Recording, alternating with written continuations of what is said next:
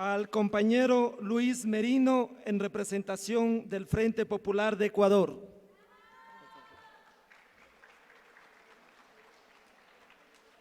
Al compañero Manuelito Moya, representante presidente de la Confederación Unitaria de Barrios del Ecuador, CUBE.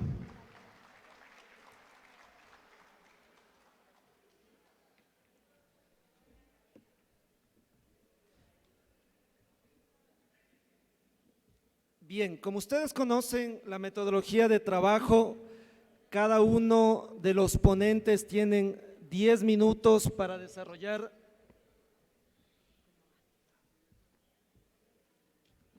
Cada ponente tiene 10 minutos para desarrollar su temática o la ponencia.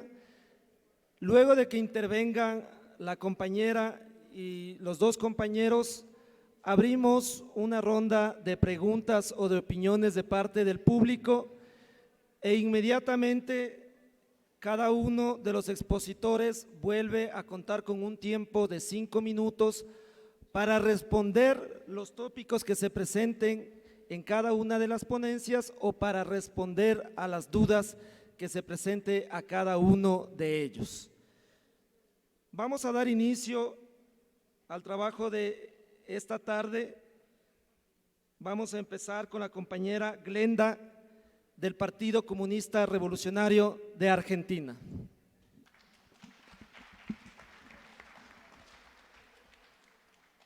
Bueno, primero quiero agradecer de todo corazón con la calidez que nos han recibido los compañeros y camaradas ecuatorianos en estos días que llevamos en este hermoso país.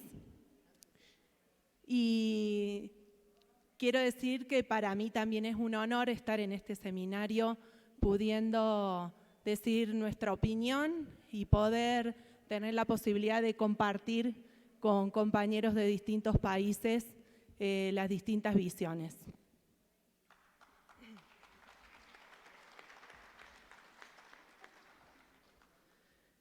Mucho se propagandizó que íbamos a salir de la pandemia mejores y más unidos.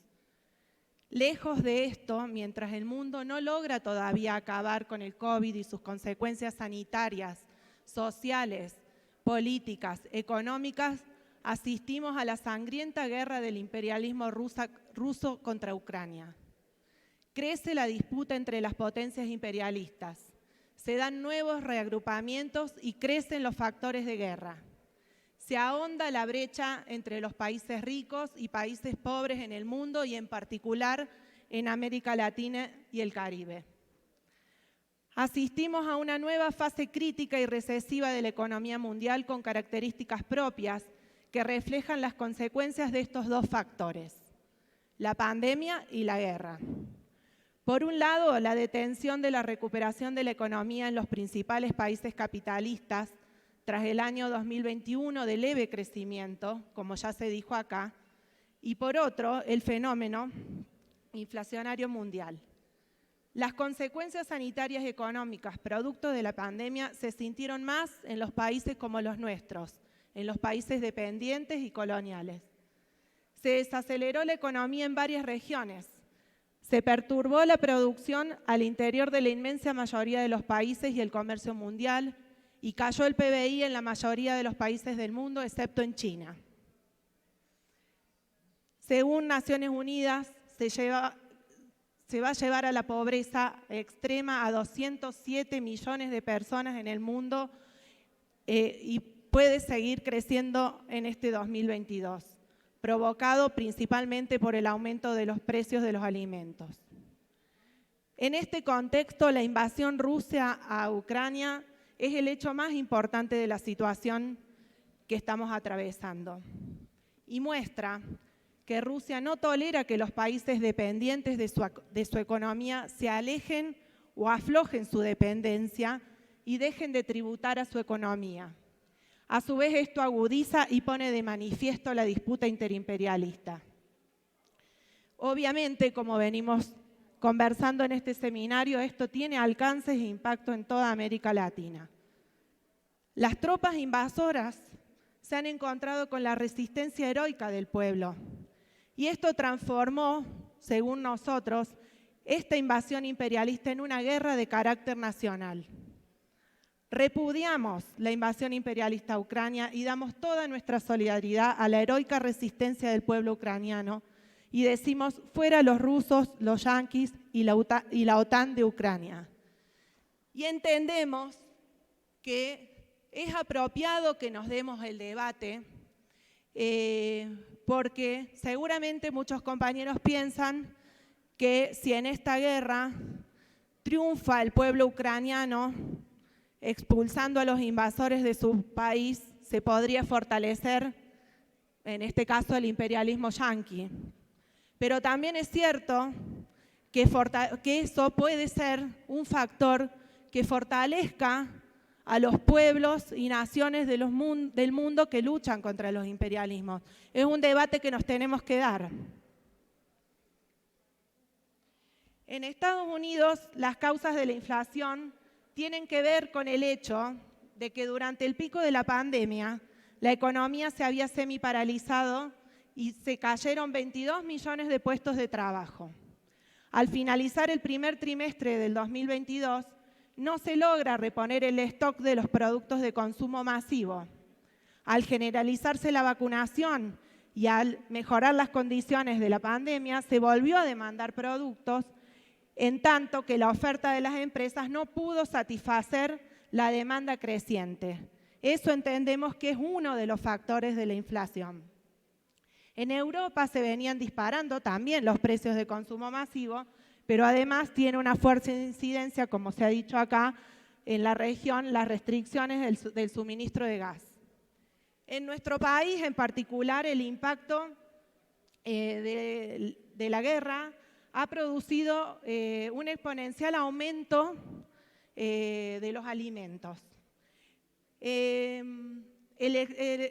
aumento exponencial del trigo, de la soja, del maíz, del gas y el petróleo repercutió directamente en los precios internos que se dispararon, aumentaron el costo de los alimentos y se potenció la inflación interna que ya teníamos.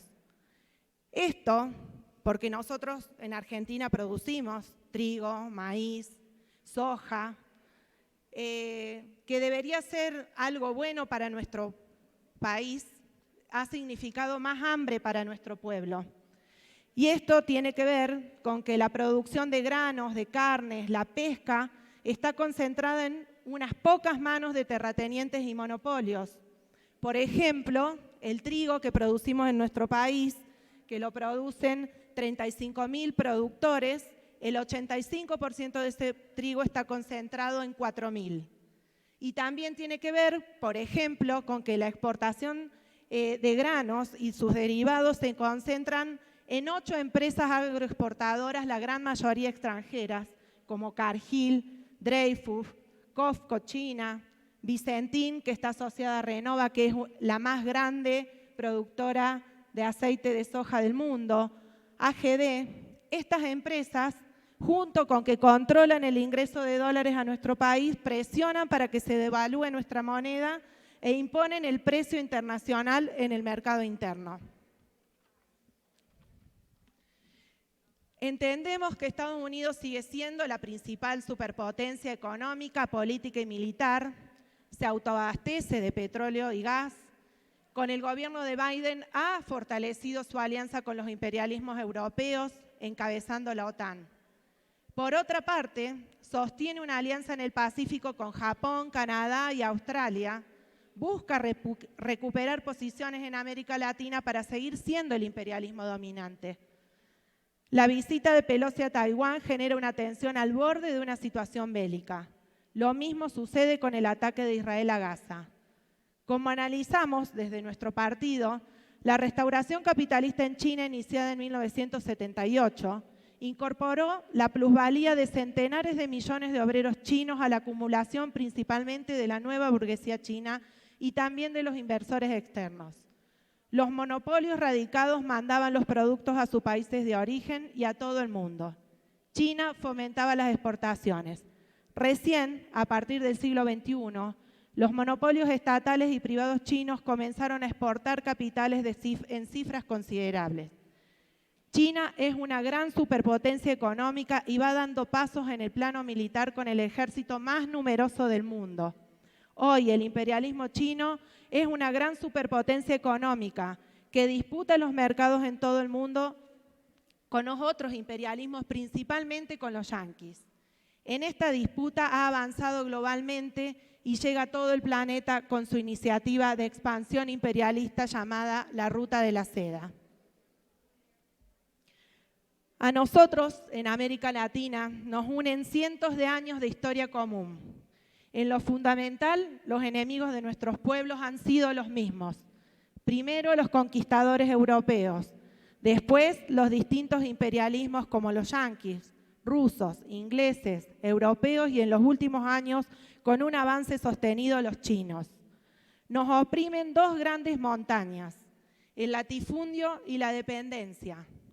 Nos unen los levantamientos de Tupac Amaru y Tupac Katari, la guerra por la independencia, la reforma universitaria de 1918, los procesos que encabezaron las burguesías nacionales como el peronismo en nuestro país, las dictaduras sangrientas, la contraofensiva popular que conquistaron gobiernos que en distinta medida tomaron medidas populares y que se caracterizaron por ser fundamentalmente antiyanquis. Fueron los gobiernos llamados socialismo del siglo XXI. Estas fuerzas, al ver como enemigo único a los yanquis y no formularse planes de una reforma agraria y nacionalización de los resortes mineros y estratégicos que vayan a fondo con las causas que nos oprimen, se recuestan en promesas de otros imperialismos como el chino y Rusia, se apoyan en las burguesías intermediarias de esas potencias y no pueden dar satisfacción a las necesidades del pueblo ni de una expansión autónoma, posibilitando así que la reacción divida al pueblo y con el apoyo externo del imperialismo yanqui, europeo, cuando no de los rusos o chinos, hayan recuperado posiciones. Por la vía electoral, como en Brasil, Uruguay, en Argentina con Macri, o con golpes de Estado abierto como en Bolivia, donde la heroica lucha del pueblo boliviano en las calles logró dar vuelta. En América Latina crece la rebeldía de los pueblos. Son luchas prolongadas, masivas, combativas, con una amplia unidad popular de las fuerzas obreras, de los trabajadores precarizados, de los campesinos, con un gran avance de los pueblos indígenas, de los jóvenes y del movimiento de mujeres. Ha sido heroica la resistencia del pueblo boliviano que con gran apoyo de los pueblos latinoamericanos logró destituir al gobierno golpista de Áñez. El pueblo chileno viene protagonizando grandes luchas que impusieron la constituyente que derogó la constitución pinochetista y llevaron a Boric a la presidencia. En Colombia, el paro nacional, que fue un verdadero estallido, fue la antesala que llevó a la presidencia Petro. Las enormes movilizaciones que se han producido en este país. Nosotros caracterizamos a nuestro país como un país dependiente y oprimido por el imperialismo, disputado por distintas potencias, en el que predominan relaciones de producción capitalistas. Relaciones trabadas y deformadas por la dominación imperialista y el mantenimiento del latifundio. Nosotros somos un país rico. El PBI de nuestro país es de 500.000 millones de dólares. Es un país que está entre los 14 países del mundo que pueden producir vacunas, uno de los 24 que pueden producir automóviles. La soja se ha convertido en el centro de la matriz productiva de América del Sur. En nuestro país, como en Brasil, ha avanzado la frontera de la soja a pasos agigantados en los últimos años y en la Cuenca del Plata, más de 70 millones de hectáreas están vinculadas a ese cultivo. Ese desarrollo, que ha sido inmenso, ha reforzado la dependencia y el latifundio terrateniente en nuestro país. Es un país que produce una enorme riqueza, pero la mitad de nuestra población es pobre. Argentina tiene el 46,5% de la población que está económicamente activa, que es la gran fuente de nuestras riquezas. Pero de esa, una gran parte está precarizado, desocupado, con trabajo informal.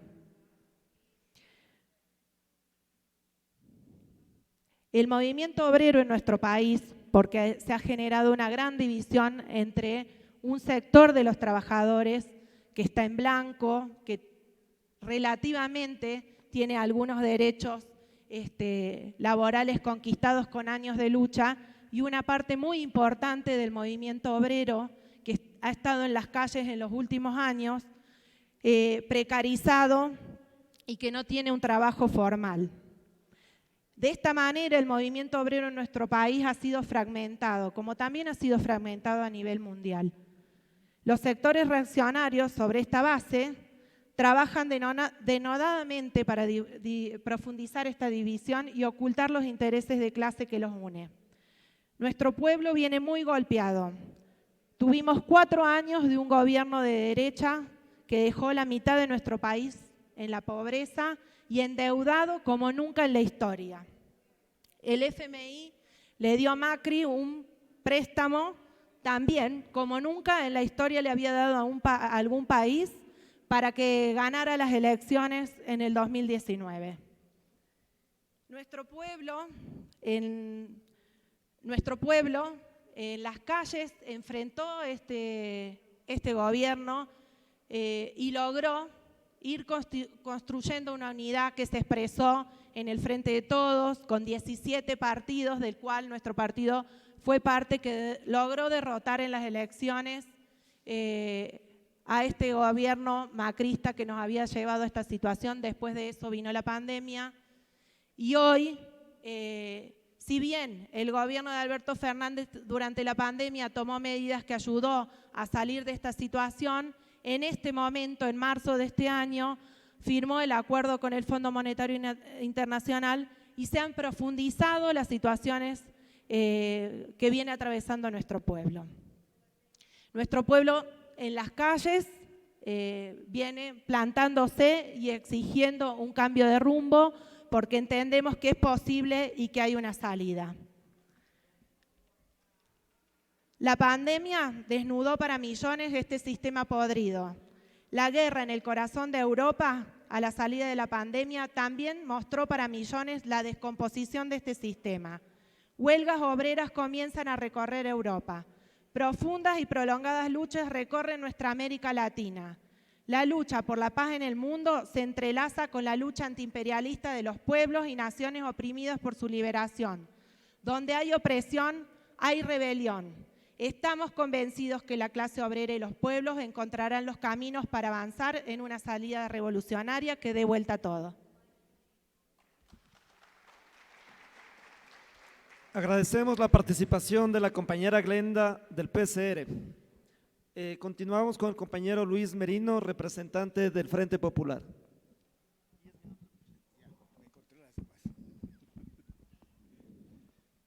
Buenas tardes, compañeras, compañeros delegados internacionales y también un saludo cordial a todos quienes están presentes de las distintas provincias de nuestro país. Indudablemente que quienes pagamos las consecuencias de las guerras imperialistas somos los pueblos. Y por supuesto en esta ocasión también los efectos de esta guerra la pagamos los pueblos. De esa manera también ocurre en este conflicto, en esta guerra imperialista entre Rusia y Ucrania. Han sido los trabajadores, el pueblo ucraniano, quienes han sido también los que han pagado las consecuencias de esta guerra.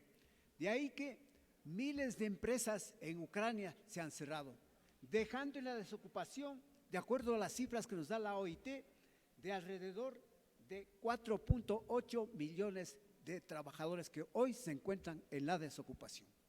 Estos son consecuencias de este tipo de guerras. Evidentemente que esta situación,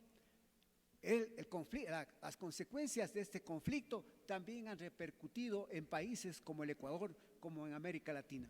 En cada una de las intervenciones que se van realizando se puede evidenciar, ¿no es cierto?, las consecuencias que se vienen arrastrando producto de esta guerra. Nuestro país tampoco está alejado de esta realidad.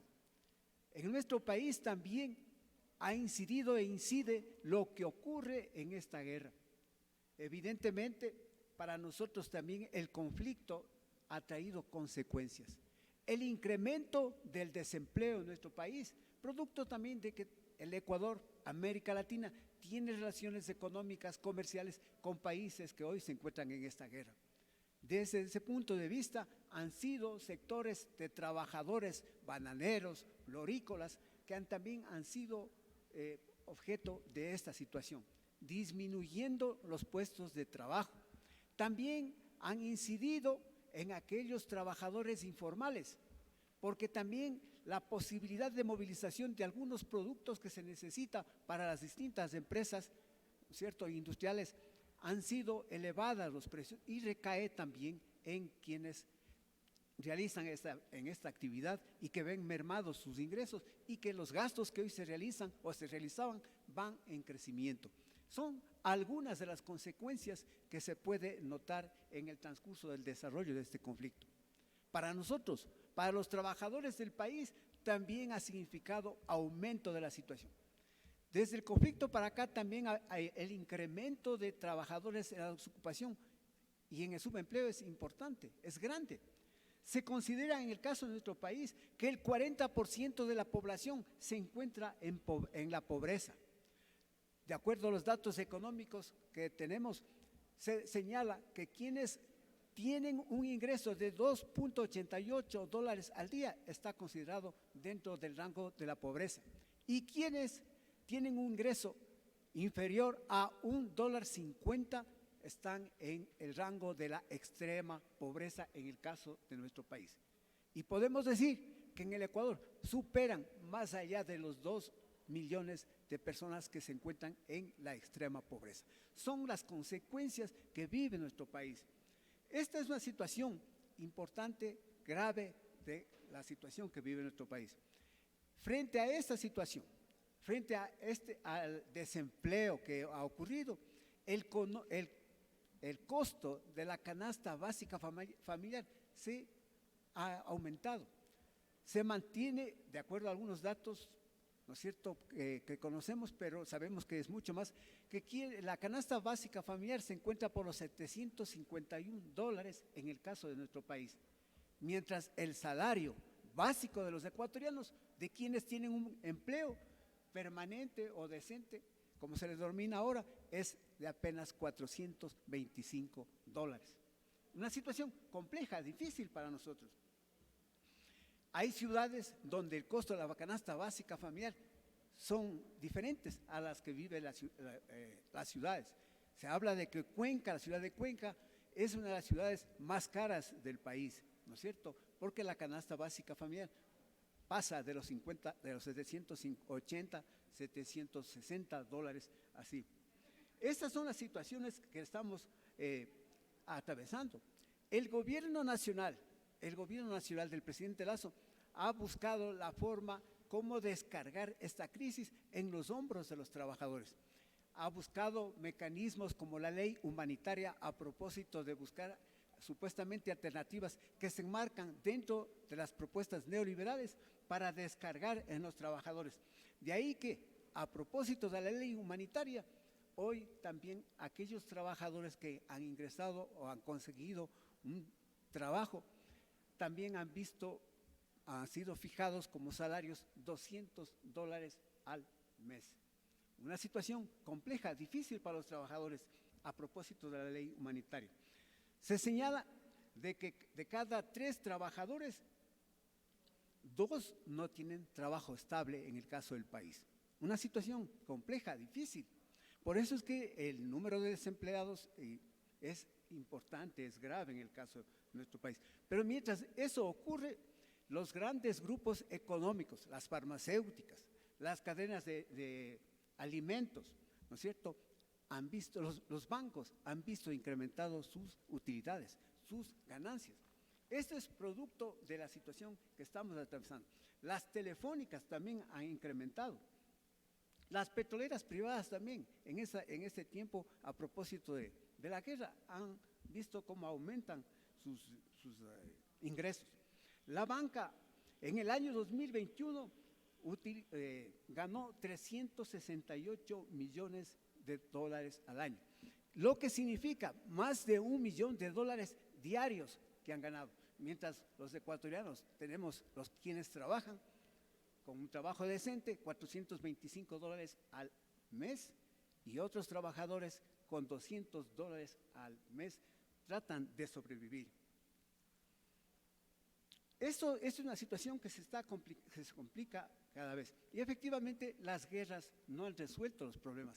Por eso es que en el caso del Ecuador han sido las organizaciones populares, sociales, organizadas en el Frente Popular y otras organizaciones sociales las que hemos respondido ante esta situación con luchas, con acciones, con una serie de actividades, con plantones, las huelgas de hambre que desarrolló el Magisterio Nacional, al cual se ha mencionado aquí que sirvió de ejemplo para que las organizaciones sociales asimilemos lo que corresponde realizar frente a la crisis que se vive. Hemos realizado este tipo de actividades.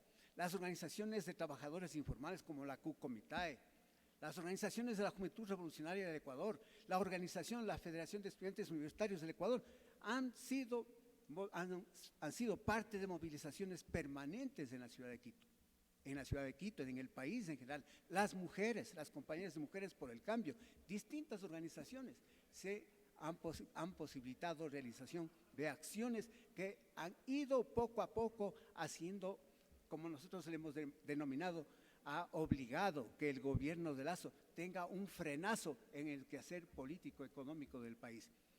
Eso tenemos que señalar. Producto de las respuestas que el pueblo organizado da al gobierno frente a la guerra imperialista también y a sus consecuencias, hemos podido realizar los levantamientos del 2019 y el paro indígena popular que acabamos de atravesar en este junio 2022, que han sido expresiones de combate, de lucha importantes, a propósito de las acciones que hemos venido desarrollando en el país. Estas son las cosas que nosotros tenemos que señalar como una parte importante en el quehacer frente a la guerra, frente a la guerra imperialista. Nosotros debemos señalar que hemos logrado, a propósito de los levantamientos populares y del paro indígena popular, algunas victorias. Hemos hecho retroceder al gobierno nacional en algunos aspectos. Una cuestión importante es haber logrado que baje el precio de los combustibles y otras cosas más que es importante conocerlas. Muchas gracias. Agradecemos al compañero Luis Merino, representante del Frente Popular. Continuamos con el compañero Manuel Moya, presidente de la CUBE.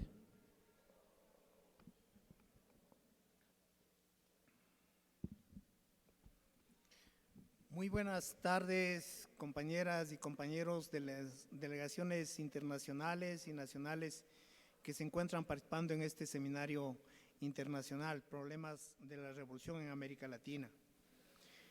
Reciban un cordial saludo de quienes conformamos la Confederación Unitaria de Barrios del Ecuador, la CUBE. Y voy a empezar señalando lo que Marx y Engels decían. El imperialismo es la época de la opresión creciente de las naciones del mundo entero por un puñado de, entre comillas, grandes potencias, razón por la cual la lucha por la revolución socialista internacional contra el imperialismo es imposible sin el reconocimiento del derecho de las naciones a la autodeterminación. Un pueblo que oprime a otro pueblo no puede ser libre.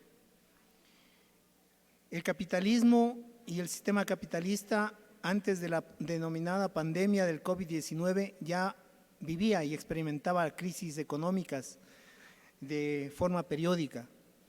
Estas se agudizaron mucho más y se preveían incluso que tanto las economías de Estados Unidos, de la Unión Europea, de Japón, de China, las mismas iban a agravarse mucho más, y también se demostró eso con la famosa expansión del COVID durante los 2 años.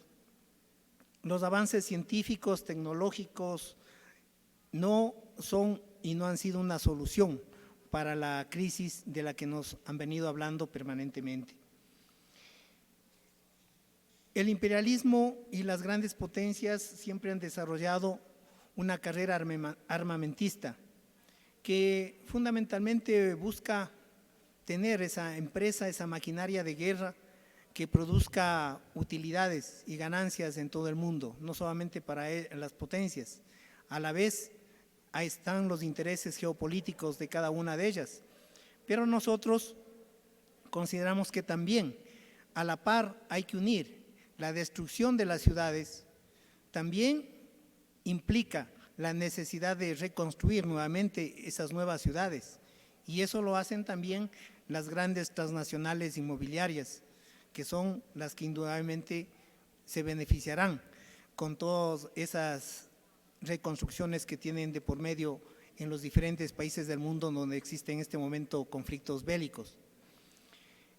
El pueblo en general es el que sufre todas esas consecuencias de la guerra, no solamente que pone las víctimas, sino que también sobre los hombros de los mismos pueblos del mundo recaen los nuevos impuestos, recaen nuevas cargas tributarias, precisamente para solventar y solucionar en parte los problemas ocasionados por estos conflictos bélicos de las grandes potencias. Nosotros pensamos indudablemente que en esto tenemos muchas coincidencias con lo que ya han expresado algunos compañeros, en lo que se refiere a las consecuencias del conflicto armado en Ucrania y que es una disputa entre dos potencias imperialistas, entre Estados Unidos y Rusia. Y al lado de Estados Unidos, pues todos sus aliados de la Unión Europea cumpliendo con los pactos militares de la OTAN. Yo quiero aprovechar en insistir en algo. Nosotros, como una organización poblacional que hace un trabajo por democratizar, por agrupar, mejor dicho, a la gente democrática, progresista, de izquierda, en los barrios populares, consideramos que es indispensable ver en perspectiva este escenario, porque en este escenario de los barrios, donde precisamente existen y están habitados por los diferentes sectores poblacionales en los barrios, como son los desempleados, los trabajadores públicos, privados, los maestros, los estudiantes, las amas de casa, que cada día enfrentan el alto costo de la vida y luchan por llevar el pan diario a sus hogares, son los que viven en carne propia lo que es no tener un techo propio, que significa no tener servicios básicos, agua potable, alcantarillado, energía eléctrica, teléfonos, espacios deportivos y de recreación. Hoy, en el caso de nuestro país, los jóvenes y niños que han sido marginados de acceder a la educación y están siendo presa de los grupos narcodelincuenciales que los van reclutando para convertirlos en sicarios, cuando la violencia contra las mujeres se incrementa día a día, cuando la inseguridad y la corrupción se ha institucionalizado, dando paso a la trata de personas, a la migración legal e ilegal, se hace necesario poner atención a la organización barrial, organizar a los pobladores por sus propias reivindicaciones, la vivienda digna y un hábitat seguro.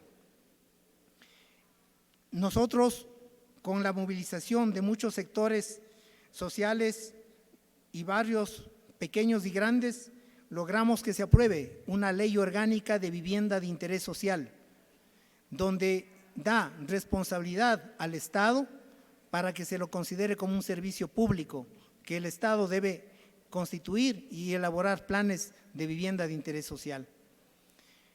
Nosotros sabemos precisamente que la visión del gobierno y de los diferentes grupos oligárquicos de nuestro país es verle a la vivienda como una mercancía más dentro del sistema capitalista. Pero nosotros pensamos precisamente contraponer eso, indicando que este es un derecho humano, y necesitamos que se lo entienda de esa manera. Y por eso consideramos que el hecho de tener esta ley nos va a permitir continuar organizando mucho más a la gente que no tiene vivienda por lograr un derecho que al momento ha sido conculcado. Consideramos también que es importante ver y entender el trabajo en las barriadas con una visión estratégica. Como organizaciones revolucionarias nosotros pensamos precisamente que los barrios en las diferentes ciudades del país, grandes o pequeñas, juegan y van a jugar un papel muy importante en los procesos insurreccionales y de transformación social. Lo acabamos de vivir en nuestro país en octubre del 2019 y en el mes de junio de este año, donde los 18 días de movilización fueron no solamente en los sectores rurales con la presencia de campesinos e indígenas, sino fue también con la participación activa de las barriadas populares que de diferentes formas se unieron a esta lucha, a este levantamiento indígena y popular. Por eso consideramos que debe ser visto con esa visión estratégica el trabajo que debe realizarse en estos sectores, en estas ciudades, en las diferentes ciudades del país, en donde está la gente pobre. Porque la pandemia nos ha demostrado también que ha variado muchas cosas en el ámbito normal. Es decir, con la pandemia salió a luz el famoso teletrabajo, que para algunas empresas significó eliminar oficinas y que cada empleado haga de su hogar una oficina, asumiendo los costos de internet, de las plataformas digitales, del incremento del costo de los servicios de energía eléctrica, agua potable, etcétera.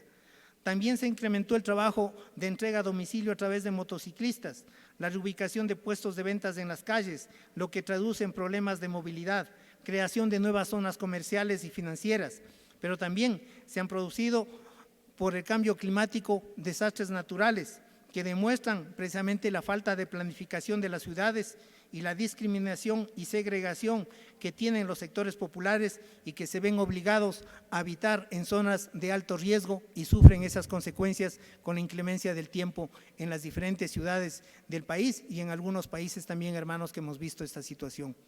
Por eso, nosotros como Confederación Unitaria de Barrios del Ecuador consideramos que con esa visión debemos hacer un trabajo planificado y organizado para poder fortalecer las diferentes organizaciones sociales, trabajar en conjunto por la unidad del sector popular en miras precisamente a lograr un cambio y una transformación social en nuestro país y en todo el mundo. Muchas gracias.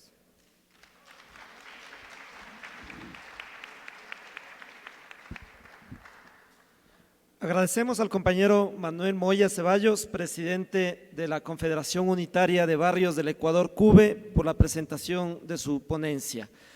Con los 2 minutitos que nos dejó Manuelito, voy a tratar de colegir las ideas que han señalado. Eso de ser moderador y de estar pasando el papel de tiempo es medio complejo, pero Glenda nos señalaba de que en su ponencia los efectos de cómo el capitalismo a través de su propaganda generó supuestas salidas a todos los efectos de la crisis, a todos los efectos de la COVID-19, pero que frente a esos efectos lógicamente se esconde la realidad social, la pobreza, la falta de fuentes de trabajo en nuestros pueblos.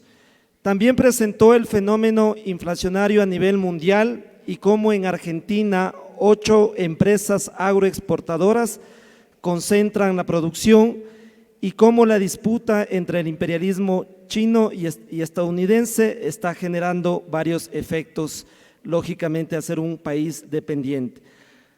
Pero que hay una salida a esa crisis y eso se expresa en los procesos de resistencia y de huelgas en cada uno de nuestros pueblos.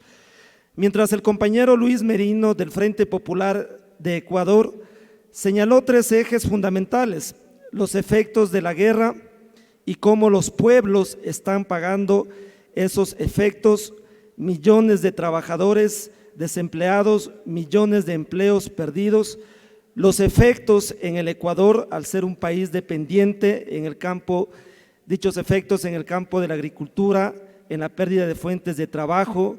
El 40% de la población en nuestro país es pobre, pero que también existe una respuesta desde el lado de las organizaciones sociales, desde las organizaciones del Frente Popular, del Movimiento Indígena y del Frente Unitario de Trabajadores a la política neoliberal del gobierno de Guillermo Lasso.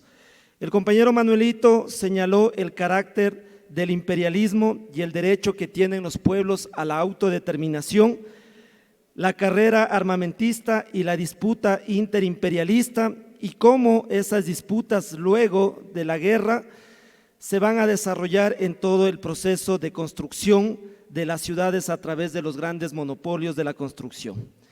Como una organización poblacional, el compañero Manuelito señaló la necesidad de ver el escenario de los barrios, no solo para la respuesta frente a la lucha reivindicativa, sino que también frente a momentos de crisis, los barrios son decisivos en la lucha por el poder y el socialismo.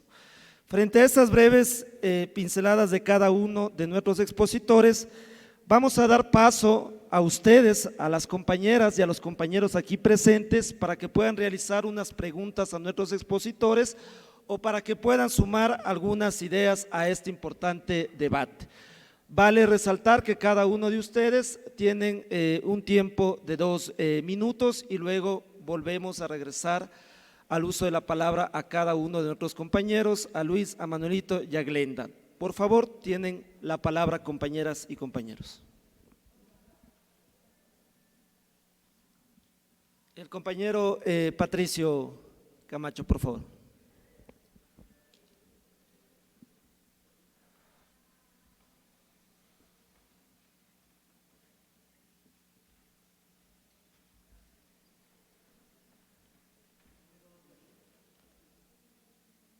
Compañeros de la mesa directiva, compañeros aquí presentes, solamente para poder aterrizar en el tema de Quito, especialmente para los compañeros que nos visitan, delegados internacionales.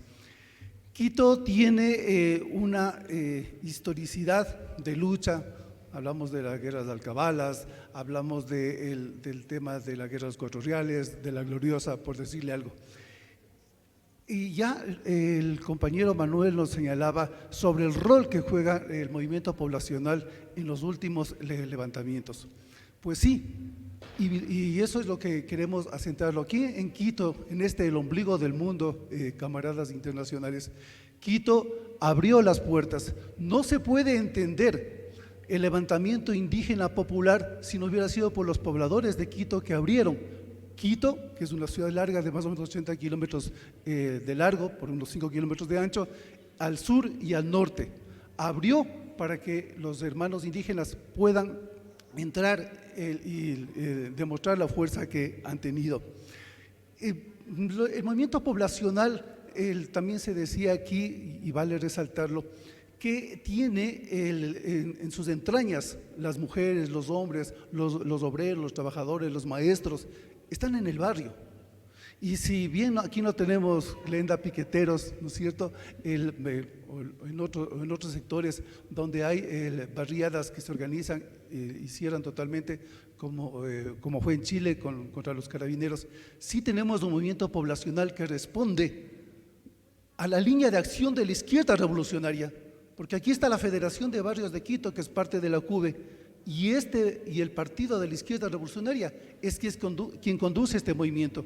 Por eso es que vale resaltarlo, que el cambio social pasa por la estructura de toda una organización, pero esta organización, en el caso del tema barrial, nos dice, aquí están los barrios, aquí están estos hombres y mujeres para poder resolver el tema. En este escenario, la izquierda deja constancia de la validez de las enseñanzas de Marx, Engels, Lenin y Stalin, entre otros líderes populares como Rosita Paredes, que salió de los Guasmos, o Milton Reyes, de los barrios populares de Riobamba, Jaime Hurtado, de Malimpia. En estos sectores populares salieron a luchar para darnos un rojo y luminoso amanecer. La barriada popular es una escuela de enseñanza de la visión popular y como esta es mediatizada por la ideología dominante. Pero en su ADN está lo levantisco, lo insurreccional. Ya lo dice el estribillo de la canción popular, porque el pueblo no es el santo que muestra la mejilla, sino que vamos con la hoz y el martillo a luchar por la liberación social. Gracias, compañeras y compañeros. Gracias, compañero. Tal vez alguien más, por favor.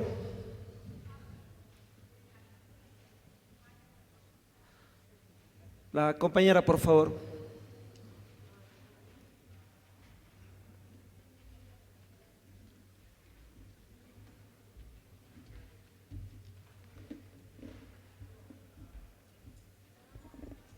Yo tengo una pregunta a la compañera argentina. Es claro que nuestras posiciones son muy diferentes, pero el imperialismo alemán, el imperialismo de Estados Unidos, ellos todos sostienen el gobierno de Ucrania con muchas armas y con una publicidad en la población en Alemania. Dicen es la tasa de solidaridad con el pueblo ucraniano de transferir las armas por la victoria de Ucrania. Nosotros dicen con un gobierno expresivo reaccionario que depende de las más grandes oligarquías de la Ucrania, que suprime las huelgas de la población y de los mineros, que es racista en cuanto a la cultura y los pueblos rusos. En tal gobierno no es posible de luchar por la liberación y la democracia del pueblo. Mao Zedong, por ejemplo, tiene una lucha con dos enemigos, en contra el fascismo japonés y al mismo tiempo con el reaccionario Chiang Kai-shek en Taiwán.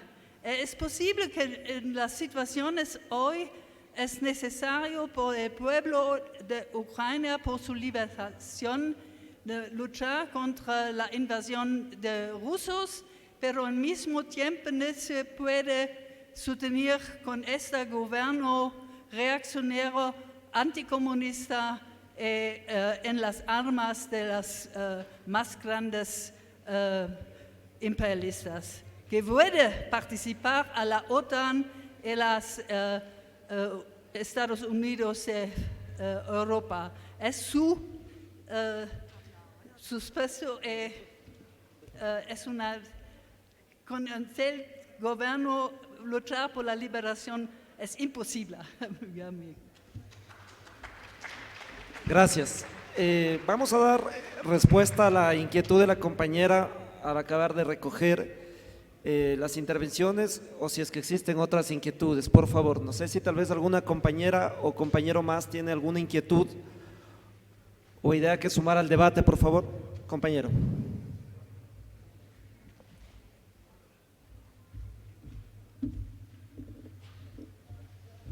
Muy buenas tardes, camaradas, la mesa directiva. Saludo ante todo a todos los camaradas presentes, delegaciones de diferentes puntos de los hermanos países, Latinoamérica, de igual manera también del mundo presente. Ante todo, camaradas, la preocupación en estos momentos es la vida humana, porque estas potencias imperialistas están atentando con la vida humana, porque por medio está la tecnología y eso va a haber un impacto mundial. Hoy en día, el concepto de la vida humana y de la libertad de los pueblos está siendo atentada por la OTAN y por el imperialismo. Por lo tanto, camaradas, tenemos nosotros el deber y la obligación de seguir luchando y cuidando la vida humana por nuestros hijos y por nuestros pueblos. Por nuestra vida humana necesitamos también decirle a los camaradas presentes de diferentes puntos del mundo que hoy tenemos que seguir unificando y organizando, decirles y comunicarles que esto es un atentado contra la vida humana y poder organizarnos y salir y decir que la OTAN está violando, está negando y está atentando con la vida humana. Hoy en día ya no se rige el concepto de la vida, pues por lo que el imperio hace negocios a través de la vida humana. La hemos vivido desde el 2019 con esta supuesta pandemia. El imperio se hizo más rico, el pueblo se hizo más pobre y el pueblo sufrió lo que sufrió y lo que hemos visto hoy en día en todos los medios de comunicaciones. Pueblos caídos, pueblos que su gobierno nunca han podido desarrollar la medicina para poder combatir este proceso de la pandemia del COVID. Pues hoy muchos países ya vemos que ha nacido una evolución de la pandemia del COVID-19, evolucionó a la pandemia hoy en día del mono. Y eso se está viendo reflejado. Y el imperio ahora está promoviendo una tercera guerra mundial. Está atentando con la vida y ya no está rigiendo como debe ser.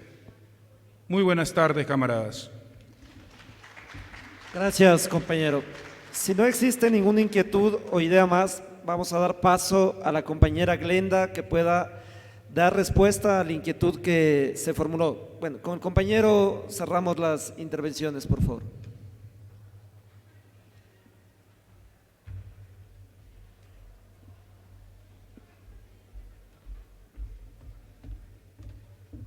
Buenas tardes con todos. Bueno, claramente para eso existe este seminario internacional, para poder debatir los actuales problemas de la revolución, no solo en América Latina, sino en el mundo. Bueno, es evidente que tenemos algunas posiciones tal vez que no están del todo alineadas. Precisamente, compañeras, compañeros, camaradas, esa es la naturaleza del capitalismo, esa es la naturaleza del imperialismo, colocar el capital por encima del ser humano, sin interesar absolutamente nada. Y precisamente eso es lo que ocurre en la guerra entre Rusia y Ucrania. Nuestra solidaridad no se puede expresar ante ningún gobierno, por un lado fascista ucraniano y por otro lado represor de los derechos humanos como es el régimen de Putin. Nuestra solidaridad debe de ir siempre, compañeros, hacia la clase obrera, trabajadora, proletaria, hacia los pueblos del mundo, en primer lugar. Y eso debemos entenderlo, debatirlo y sacar resoluciones importantes que no nos distancien, sino que nos unifiquen y nos permitan avanzar, compañeros, avanzar en el internacionalismo proletario. Creemos firmemente, muy firme, compañeros, que no podemos dejarnos engañar por la propaganda que se está manejando en este momento por parte de los países imperialistas. Nuestro rechazo a la guerra debe de ser constante, porque la naturaleza de la guerra siempre va a ser económica, compañeros. Siempre va a ser por lograr ampliarse en territorios, en fronteras, etcétera, etcétera. Mientras el pueblo, no solo de Ucrania, no solo ruso, sino el pueblo del mundo, porque esta guerra ha afectado económicamente al mundo entero, debe de ser siempre en rechazo, compañeros, porque los intereses de la guerra no son los intereses del pueblo. Muchas gracias. Gracias, compañero. Bien, damos la palabra a la compañera Glenda para que dé una respuesta a las inquietudes y desarrolle más ideas. Bueno, yo les quiero contar que en nuestro país, en 1982, bajo una dictadura sangrienta que se había instaurado en 1976 y que dijo que venía a instalarse por 20 años, esa dictadura decidió iniciar la recuperación de nuestras Islas Malvinas. Voy a decir iniciar la recuperación entre comillas, porque en realidad seguramente fue una decisión de la dictadura más sangrienta que vivió nuestro país para perpetuarse en el poder. Y hay que decir que en ese momento nuestro pueblo, que venía enfrentando esa dictadura frente al imperialismo inglés y frente a la posibilidad de recuperar parte de nuestro territorio ocupado por el imperialismo, se movilizó de a millones de nuestro país, se anotaron cientos de miles de voluntarios para pelear esa guerra por recuperar nuestras islas. Y una guerra que perdimos se llevó puesta esa dictadura que venía por 20 años.